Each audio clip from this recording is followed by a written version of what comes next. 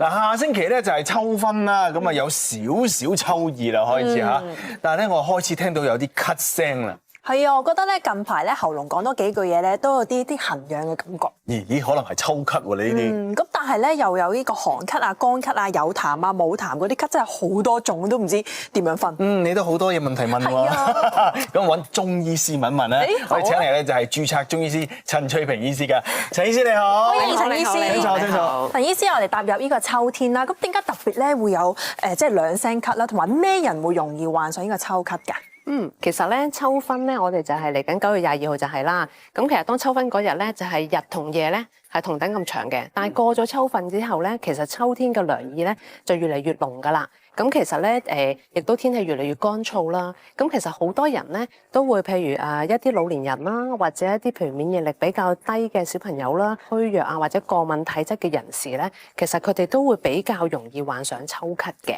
咁另外仲有一啲人士就係譬如佢平時都成日捱夜啊，好中意食啲煎炸啊、油膩嘅人士咧，因為佢哋脾胃都係比較虛弱啦，咁佢哋咧都好容易因為個天氣嘅轉變咧，然之後都係會好容易有秋咳嘅。其實燥咳同埋即係平時因為風寒引起嘅咳有咩分別咧？嗱，其實風寒引起嘅咳咧，好多時我哋就話佢個咳聲比較重濁啲啦，都係有少少喉嚨痕癢嘅。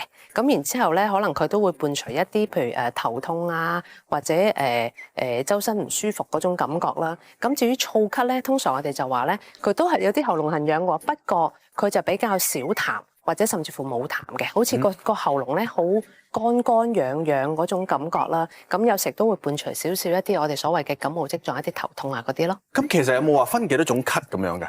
有嘅，其實我哋咳嘅分類咧，最主要分兩大類嘅啫。一個我哋就叫做外感咳嗽，一個就叫內傷咳嗽。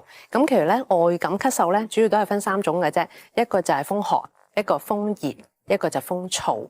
咁至於內傷咳嗽咧，其實我哋都會講下，譬如我哋可能係一啲痰濕溫肺啦，甚至乎可能係一啲痰熱鬱肺啦，甚至乎可能肝火犯肺啦，亦都可能因為佢本身係肺比較虛弱嘅而引起嘅咳嗽咯。陳醫師，咁反而我想問啊，即係如果咳咧，即係處理得唔好啦，或者又冇斷尾啦，咁究竟會造成一啲咩問題㗎？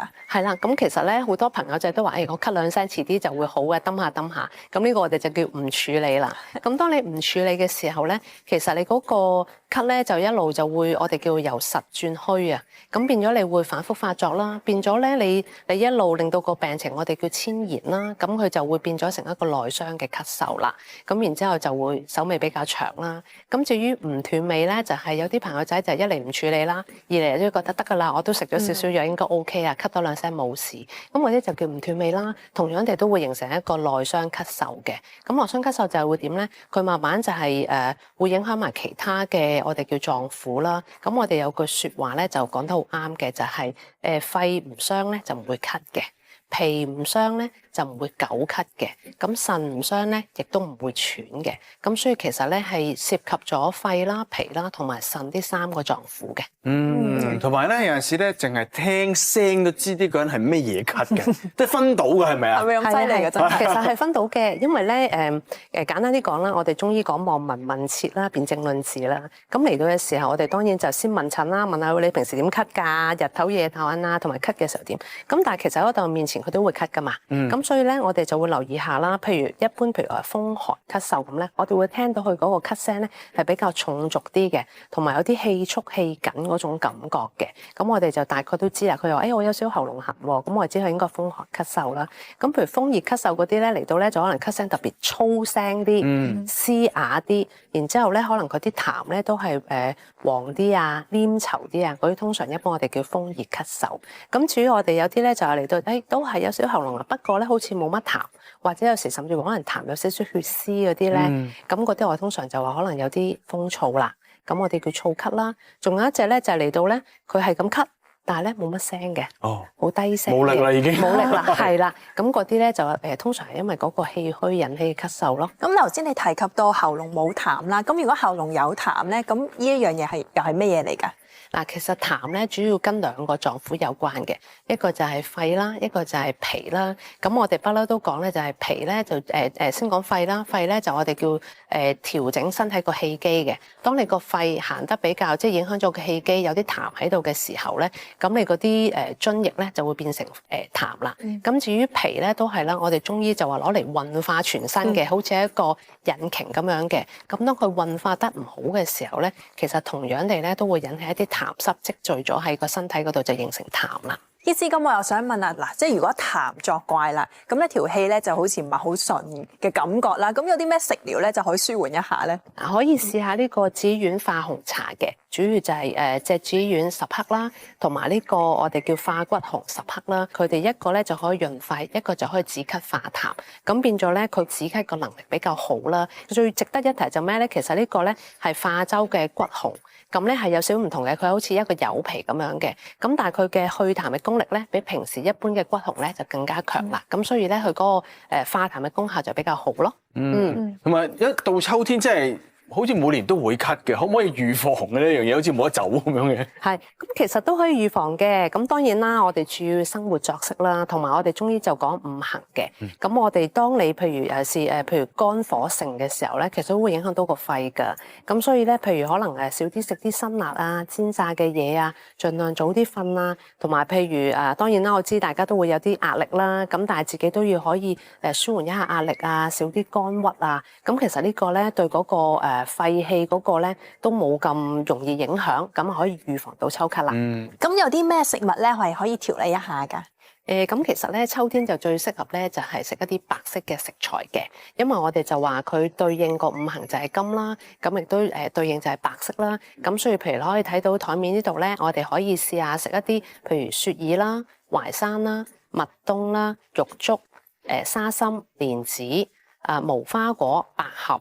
或者其他嗰啲就係譬如馬蹄啦、蓮藕啦、雪梨呢啲都好適合嘅。都幾多嘢食㗎。係啊，但係有冇邊啲人係唔適合養陰潤肺嘅咧？有㗎，其實咧脾胃虛弱啊，或者比較寒性體質嘅人咧，我哋建議佢咧都可能要食少啲嘅。咁同埋咧，其實都想提一下啦，好多時啲人就以為肺虛係咪一定係補肺咧？其實喺中醫嚟講咧，我哋就會話培土固金啊。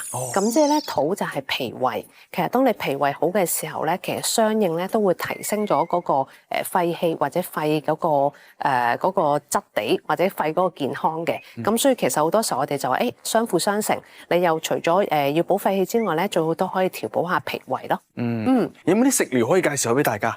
可以啊，咁咧仲可以試下呢個咧桂花、百合、雪梨水，咁呢個咧就可以有止咳化痰啦，同埋可以養陰潤燥嘅。呢個甜嘅喎，應該係啊。係啊，因為你可以加少少冰糖咧，其實酸酸甜甜咧，好適合而家飲嘅。係。但係有陣時咧，即係如果譬如我哋即係咳到係好難忍啦，即係或者又好尷尬啊，咁又唔知想點嘅時候，有冇啲穴位咧可以按一按咧就可以舒緩到㗎？可以嘅。嗱，譬如咧，我哋有一個叫天突穴咧，就係我哋叫止咳穴啦。咁其實就喺邊度咧？就係啱啱喺呢度個頸一路摸落去咧，呢度就唔好直撳入去喎。如果唔係，你會咳想嘔嘅喎。就咁樣斜斜地，呢度有個凹位嘅應該係啦。咁嗰個位咧，大概可以按揉可能50-60下左右咧。咁其實咧，你會覺得舒緩咗嘅喎。但係就唔好直按，因為直按咧你就會好似好想咳，係啊，想流咁樣撳落去，想咳係啦，想咳想打圈，係啦，可以打圈輕輕咁樣斜斜地45度